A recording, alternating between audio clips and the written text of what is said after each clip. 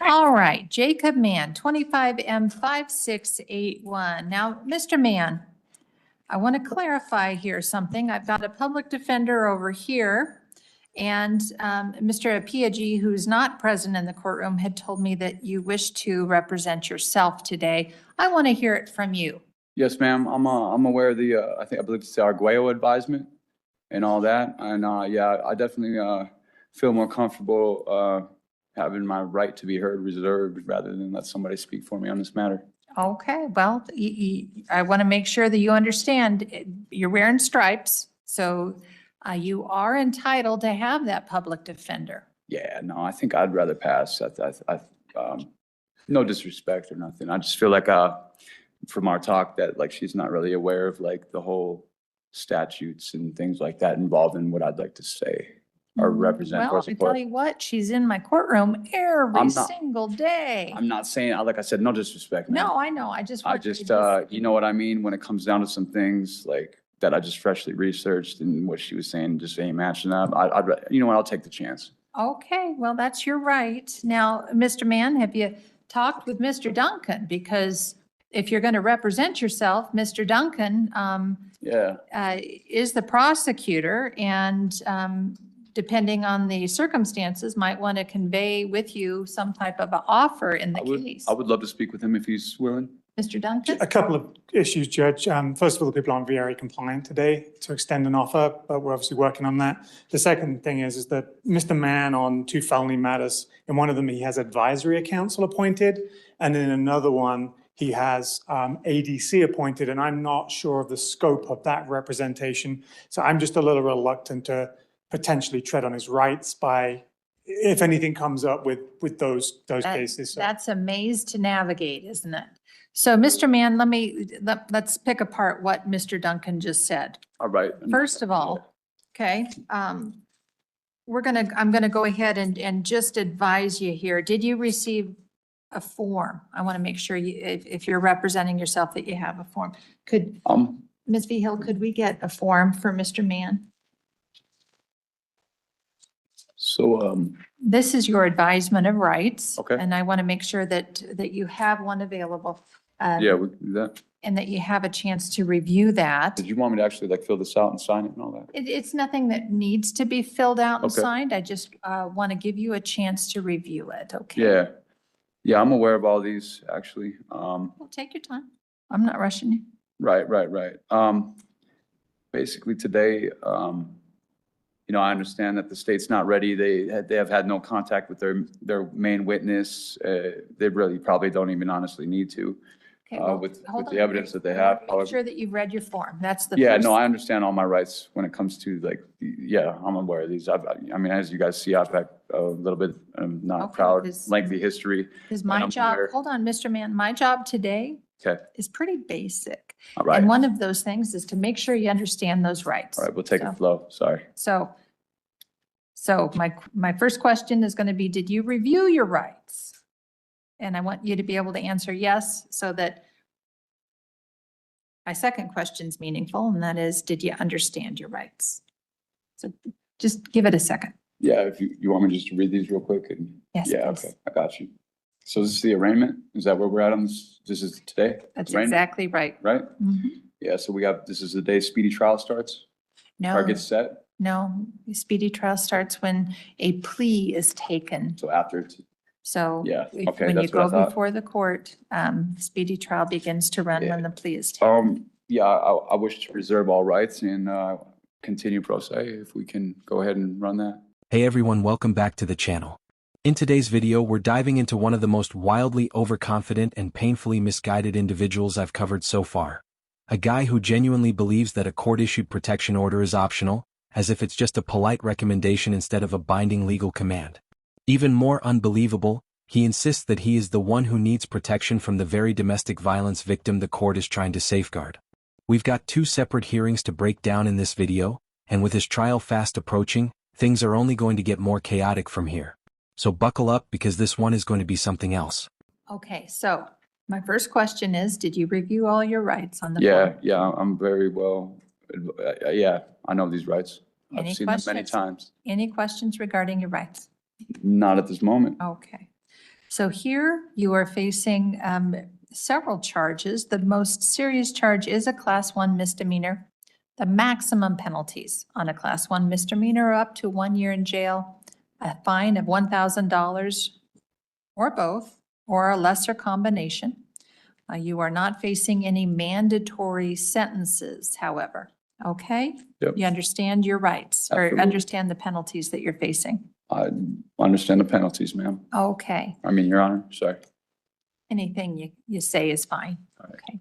So in hearing Mr. Duncan today, the people have not yet gotten a hold of the victim, and that must happen first. So until they have talked with the victim about a plea, potential plea offer, they can't make a plea offer to you. So Right. Ms. Benninghoven will hear of any information before you do, and then the people will be ready to go. So So, for today's purposes, I'm going to send you to a trial division. Okay? This is the arraignment division. I'm going to send you to county court where you can get your case set for trial. yeah, that's cool. Okay? Um, Do you have, Mr. Duncan, are both these cases in district court, or is there a county court matter? There's a 22 CR, which is up in Division E, and a 25 CR also up in Division E. So I think this can just go to Division 5, I think is the week. I'm not Oh. trying to have all my cases in the same courtroom, no, you know what I'm saying? Right, except this is a misdemeanor and your Yeah, other two no, I are understand, felonies. So, the jurisdiction type issue. So, so I'm going to go ahead and send you into the county court. okay, We were- something I'd really like to address today if I Okay, can, hold on, whenever I you need got to a give you a second. date, Yeah. one thing at a time. Let's give you a date first. November 5th at 8:45 in Division 5. Thank you. Okay, so November 5 at 8:45 in Division 5. Your judge will be Judge Nowak, Which courtroom N-O-W. number is that? That's courtroom 303. Yeah, all right, cool. Thank you, Your Honor. Okay? Yeah. So we've gotten you your county court judge. So this is, basically just being, set over, this hearing? This is being, that's exactly right. This Alright, is what so- we call our first appearance Yeah. center, and then cases are routed from here. Now, you said you had a question. I'm Well, you not know, sure that I can. I think it's kind of good that he hasn't spoke to the victim yet, because, you know, I'm asking for basically a modification or a dismissal of the order, basically, and I have it all in writing here. I'm gonna have to need to amend it, but I know that there's like a 10-day deal on, basically this request, or application rather, to the court. So I was wondering if, basically I might be able to just get a copy of this and give you guys a copy and let me have a copy, and, we can kind of go from there. Yeah, I don't know of any time limitation on, I guess. Yeah, I no, don't I was know just looking at the specifically statutes what this you- morning. what Said you 10 might- days within the, basically the receipt of the mandatory protection order. And basically under the mandatory protection order, there's a clause that says, you know, to the defendant, I can apply to have it modified at any time. And I guess no better time than now, since he hasn't spoke to the victim yet. So, Like I mentioned before, his ignorance isn't quiet or uncertain. It's loud, self-assured, and unwavering. He doesn't just misunderstand the situation. He fully believes he's the smartest person in the room, and that kind of misplaced confidence is far more dangerous than simple ignorance. When someone is wrong but absolutely convinced they're right, they stop listening, stop learning, and start making decisions that can seriously harm everyone involved. Yeah, well, until the victim has been notified of a request such as that, I can't touch it. So. well, actually you that- can, because it's actually part of my rights as the defendant in the case, and that's on the protection order you guys gave me. So, if I have the paper here, hold on one second. It appears that I lost one somewhere. Hold on. It's actually, I mean, you guys got it on file on the record. I mean, you really don't need me to give you a copy of it twice, I don't think. So, it's right here on the protection order you guys gave me, page 3 of 3 on JDF 440. If you look at the first part, it says you may apply at any time for the modification or dismissal of this order. So then here's you go. If you want to take that, please.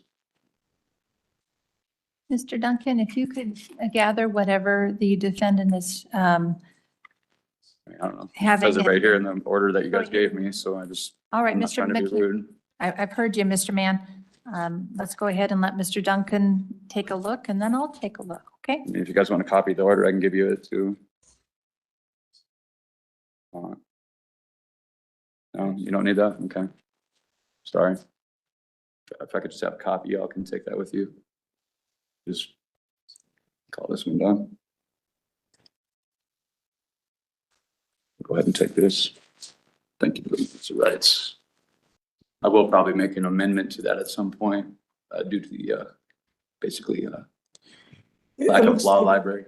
It looks like, first of all, we're not very ready to address the protection order, so Mr. Mann can obviously make his motion and then the court can hold it maybe in abeyance while we get into VRA compliance for the modification of the protection order. He's referencing 13-14-108, which is a modification of a civil protection order. So I think any law that he's referring to is not relevant to the modification of a criminal protection order. So the law he's relying on is the wrong law. Yeah, that's absolutely not how protection orders function, especially in domestic violence cases. When there is a documented victim involved, the court doesn't just ignore their voice. Victims are typically given the right to be heard when it comes to bond conditions and any changes to a court-issued protection order. Those safeguards exist for a reason, and they're not optional just because a defendant doesn't like them or refuses to understand how the system works. So he's referring to 13-14-108, and even if he does have that right to apply to be modified, my position would be that the court would need to maintain the VRA right of the victim to All right, be consulted on that. Mr. Duncan, if you could actually hand that up to me, I'm going to have my clerk make copies. Thank you very much. Because that's actually, Ooh, this is really faint. yeah, I know it is. That's just what they gave me to use at the jail, you know, resources are very limited there. The law library is from 2010, it's not really updated. However, within that section that he mentioned, they actually reference 18-1-1001, which is the criminal protection order. So you might want to brush up on your laws there, Mr. Well, Duncan. that's not nice, Mr. Mann. At this Well, I know time- he's just trying to reject it because he doesn't want to address it, and that's. Well, Mr. Mann, we don't talk like that in the I courtroom. apologize, you're right, that was very unprofessional of me, it won't it happen is. again. I'm sorry, So, I apologize to Under our everybody. victim rights amendment, it's Sorry, I don't want that. both a constitutional right and it's codified in our statute. I'm And basically just specifically, requesting- please, Sorry, I need you to be quiet now. It's Yeah, my I will, turn. I'm sorry, I'm putting down. Under 24, 4.1, 302.5, this is a victim rights case, and the victim has the right to be notified before any modification of a protection order takes effect. So I will go ahead and take your motion today, but I'm Thank you. not going to address it today. No, I wasn't asking for that. I just wanted to be, because, you know, I didn't think the victim would be notified by this point, and I was hoping that maybe basically all I'm asking for is the same protection with my name for her to like contact me, because she's been making attempts at the jail to like on the home wave thing, the community, you know, the telephone system there. She popped up on there. I deleted her. She came back. And like, there's been issues where like, you know, I've been also assaulted by her, and like, obviously I haven't turned in no evidence of that yet, but like, except for like my testimony within this motion saying, hey, like, I'm asking for the same protection that she's given, because it can't be a one-way street because of the fact that like this incident that's in question that is going to be litigated wasn't just a one-way matter. There was things back and forth done. I just told the police, look, I don't want her to go to jail because like, I don't feel like that, number one, she's not equipped to handle that. And obviously like, I don't All right, want to well- bring damage on her. And number two, I wasn't at a point to where like, I'm able to furnish any evidence against her because of like the situation. I just wanted to make the court aware that like, look, all I'm asking for is a modification to include me with the same protections that you guys are giving her, because there's been assaults both ways and damage of like, you know, various forms. That's all I'm asking. So I know we Right, can't and Mr. address Mann, that. that will be addressed at a future time. Absolutely, that's all I'm asking. We've got your motion on file. We're Thank done you. today. Thank you. Thank Sorry. you. Sorry, and hey, I really didn't mean any disrespect to you, Mr. Duncan, or the court. I apologize. It won't happen Well, again. but yeah, just be careful, Mr. Mann, because when you represent yourself, I do expect you to act like an attorney and be professional. Before trying to speak for yourself in court, it would probably help to actually read and understand the laws and statutes you're attempting to rely on.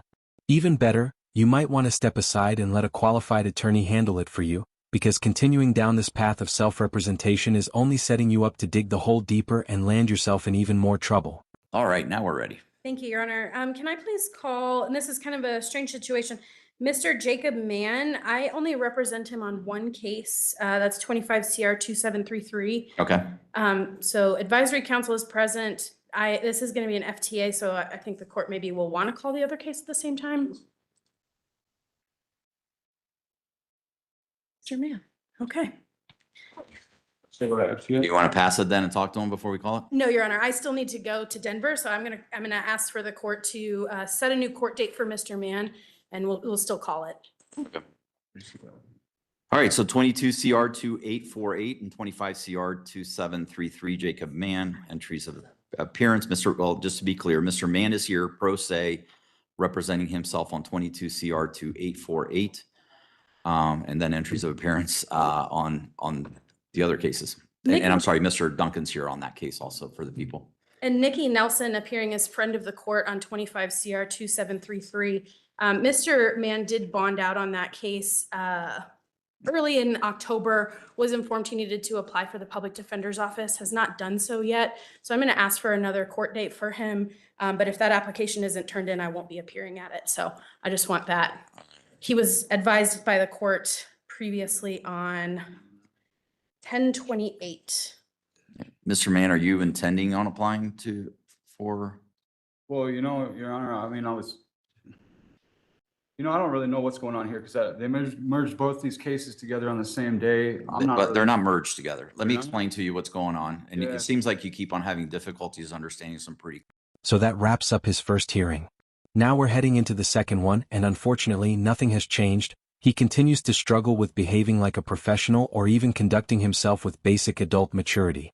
As the proceedings move forward, his attitude and lack of self-control remain just as much of a problem as the legal issues he's facing. Clear It's not direction of the court. Hang on. Sorry. The cases, there's two cases now pending against you. One is set for trial. You have filed multiple motions on those matters. To be perfectly honest with you, there's zero record before the court in either one of the two cases that you're indigent. So I've already ruled on two of your motions, one of which was filed while you were in custody before you bonded out. That's in case number 22 CR 2848. That was where you were requesting an investigator. I've denied that motion because I have nothing before me that indicates, well, and I'm sorry, Ms. Jones, my apologies. Ms. Jones is here as advisory counsel on case number 22 CR 2848. Thank you, Judge. Thank you. And I apologize for that, ma'am. I forgot there's got to get the advisory counsel in here too. So, sir, Ms. Jones doesn't represent you on that case, but she is advisory counsel. The reason I entered the orders is I have nothing before me indicating that you're indigent. At this point, you have not applied for the public defender in case number 25 CR 2733. And the public defender's office was representing you in that case while you were in custody. They're two separate cases. They just happen to be set on the same date, so we can address the matters on the same date, but we're addressing everything separately. The other issue the other motion that you filed that I didn't really deny, it's really, there's just no action that was required, is that you file a motion to extend the motion filing deadline for 2 weeks. But you filed that when the motion filing deadline was well beyond 2 weeks, and you actually filed that while you were in custody, and you've been out of custody for more than 2 weeks. And frankly, the motion filing deadline was yesterday, and I made that very clear. Blowing past filing deadlines, completely misunderstanding the law? Yeah, that pretty much comes with the territory when someone insists on representing themselves and going pro se. It's a familiar pattern: confidence with no competence, procedural mistakes piling up, and a legal strategy that falls apart the moment it's tested in court. Just so you know, we did set this matter at one point on 11/4, but we didn't address anything because you had not received proper notice of that. So nothing was addressed at all in that case. But on 9/23/25, when you were in court, the court made it clear that the motion filing deadline was the 24th, which was the day before today, because today we were going to address kind of what's going on with motions at that point. I've not seen any, you have certainly filed some motions since that on case number 2022 CR 2848. I've not addressed those motions at this point. The prosecution did file a response to your show cause motion, but nothing else has been addressed. I did rule on 2 of the motions because I felt like I had sufficient information to rule on those. And again, in one of them, really it was just, you didn't need an extension. But having said that, no new motions have been filed. Last motions that were filed were on 10/20/2025. We're currently set for trial on case number 22 CR 2848. And I guess I am prepared to address at least the motion to show cause here today. And so that's the background. Now, the question is on 25 CR 2733, on that case, are you planning on applying to a public defender in that case? And Your Honor, I think maybe I just want to clear some things up for Mr. Mann and make sure that the record is clear. Ms. Jones said I might have misspoken and murkied the waters here. I don't think you have. I'm just trying to find out whether he's been very clear he did not want public defender Correct. appointed in one case. So I'm just trying to find out what he's doing on the other. I just want to make sure that he understands it wouldn't be for the public defender. You just have to qualify for their office and then you would have ADC. So I just want to make sure that that's not actually accurate. There's a conflict on my case. Oh, on your case. Yes. I'm sorry. Okay. Yes. Okay. I'm sorry. I apologize. Now I'm murking up the waters here. Yes. So on my case, there's a conflict with the PD's office. Okay. So they would not represent you. I would still represent you, but then you need to qualify through that application. So that's all. I just wanted to make sure that was clear, and Your Honor can proceed with your question. I apologize. Yeah. So and I'm sorry. So Mr. Mann, I've kind of made that confusing. So let me just clear it up. So just procedurally, this is just a procedure that has to be followed in every case if a defendant is indigent and is seeking counsel. If you want to be represented in case number 25 CR 2733 and not proceed pro se or by yourself, meaning representing yourself, in that case, you